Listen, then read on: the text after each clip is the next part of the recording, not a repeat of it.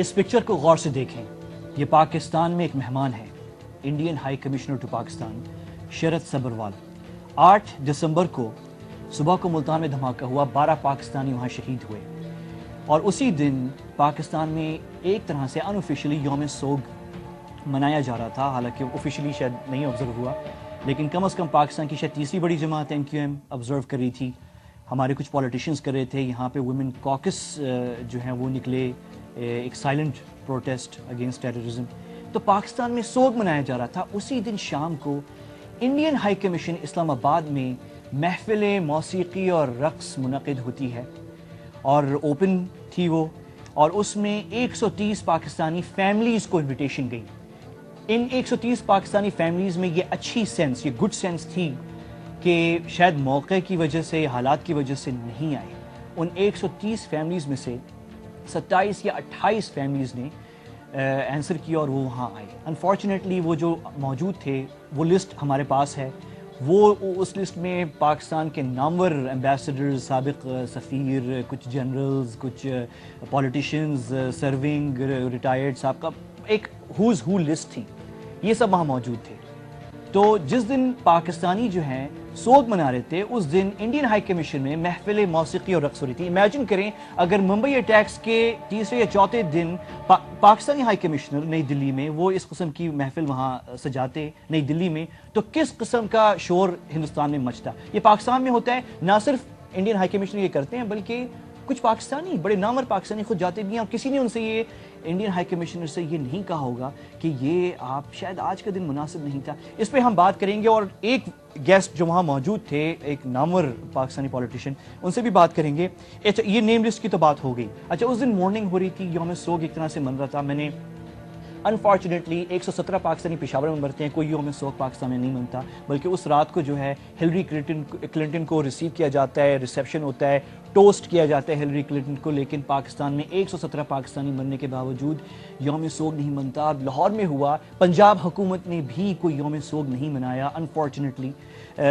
24 گھنٹے بعد, بلکہ وہ پارٹی جو اس وقت رولنگ پارٹی ہے پنجاب میں, 24 گھنٹے بعد اس کے قائدین نکلتے ہیں پبلکلی اور اسٹیٹمنٹس دیتے ہیں. چلیں وہ اس کو بھی چھوڑیں. مارننگ کے حوالے سے بات یہ ہو رہی ہے کہ ملک میں جو ہے شاید 2 یا 3 دن کے لیے ہم پاکستانیوں کو, اگر ہندوستانیوں پہ یہ الزام لگ رہا ہے کہ ان اسلحہ بھیج رہے ہیں دہشت گردوں کو, تو شاید ہمیں بھی کم از کم آفیشلی بین تو نہیں, لیکن شادی بیاہوں میں انڈین گانے تو کم از کم بند کریں. یہ بھی باتیں ہو رہی ہیں. اچھا, دوسری پھر ایک اور پوائنٹ ہندوستان کے حوالے سے جو ہے جو بہت اہم ہے, وہ یہ ہے کہ 3 نومبر کو آرمی کے جو سپوکس پرسن ہیں وہ کہتے ہیں کہ ہم نے اسلحہ پکڑا ہے, لٹریچر پکڑا ہے, ہندوستانی ہاتھ اور فنگر پرنٹس نظر آ رہے ہیں فاٹک کے اندر وزیرستان میں. یہ بات ہوتی ہے, لیکن پھر ہم جو ریئیکشن جو دوسرے ادارے ہیں گورنمنٹ کے, ان سے جو ہے کانفلکٹنگ رپورٹس آ رہے ہیں. آپ پہلے میرے ساتھ تو یہ دیکھیں جو اطہر عباس صاحب نے 3 نومبر کو کیا کہا تھا.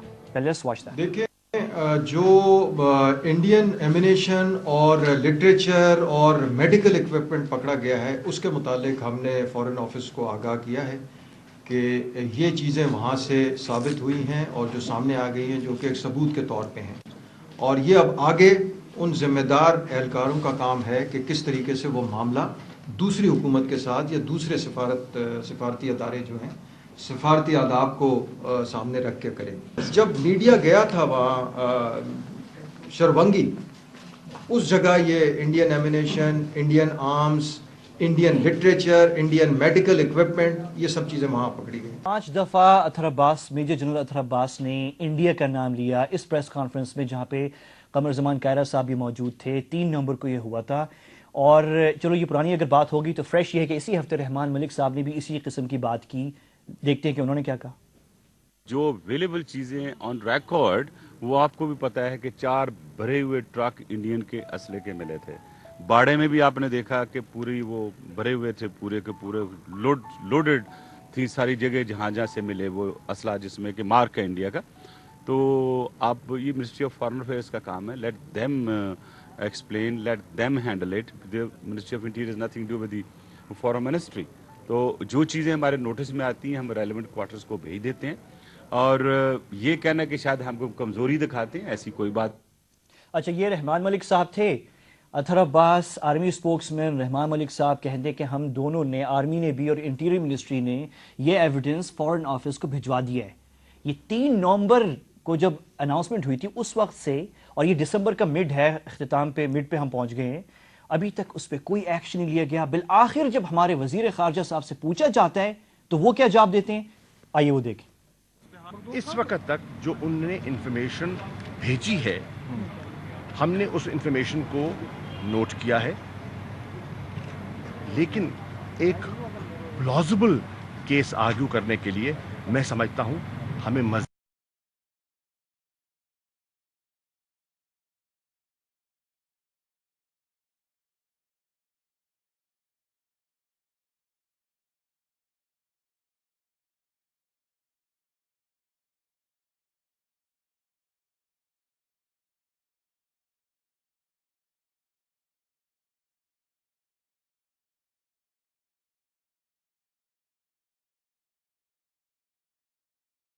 اس پہ یا کوئی ایکشن لینے نہیں جا رہا. ان کو فکر شاید یہ پڑی ہوئی ہے، ان کی جو بات انہوں نے کہی ہے کہ اگر وہ آگے امریکن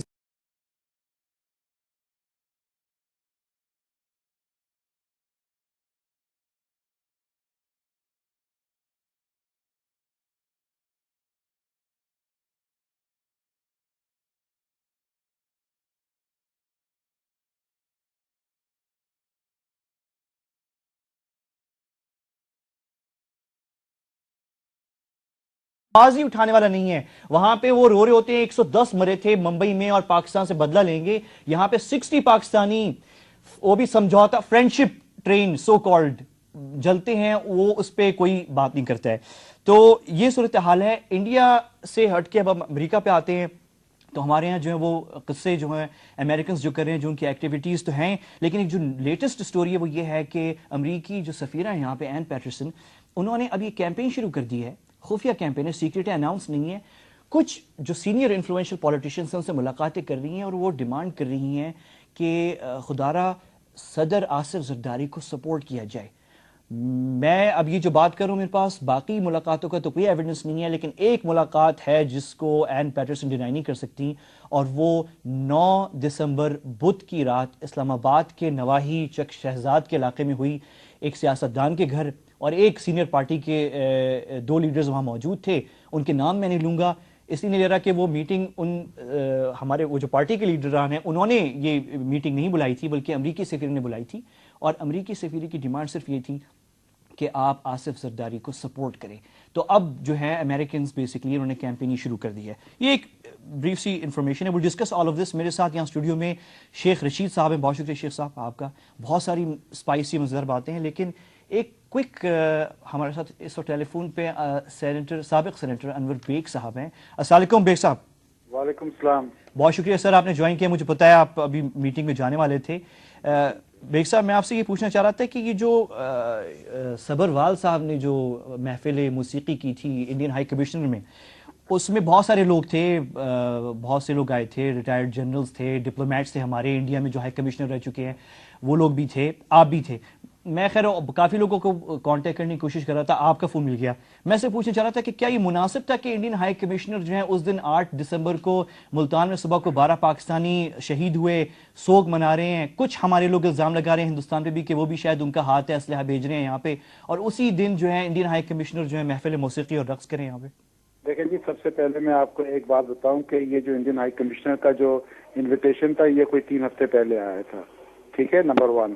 نمبر 2، جو آپ نے بات کی کہ جی یہ ایلیگیشنز ہیں کہ بھئی انڈین انوالومنٹ ہے یہ ہمارے بلوچستان کے علاقے میں اور ناردرن ایریاز میں، یہ ایک ایلیگیشنز ہے. Not that I am pleading for anybody, I am a Pakistani first and a patriot first.